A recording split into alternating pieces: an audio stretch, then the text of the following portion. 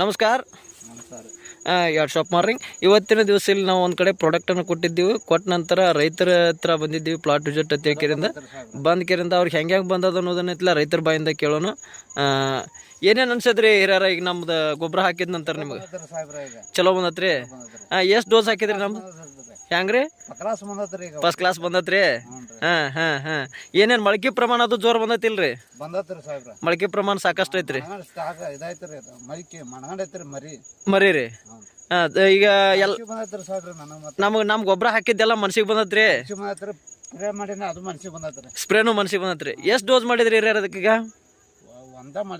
ಒಂದ ಗೊಬ್ಬರ ಹಾಕೊಂಡ್ರಿ, ನಂತರ ಒಂದ್ ಎಲಿಗೆ ಸ್ಪ್ರೇ ಮಾಡ್ರಿ, 2 ಡೋಸ್ ಮಾಡ್ರಿ. ಒಟ್ಟೆ ಎಲಿಗಿಲಿ ಹೆಂಗ ಅದಾವ್ರಿ? ಜೋರ್ ಅದಾವಿಲ್ರಿ? ಕಲರ್ ರೀ?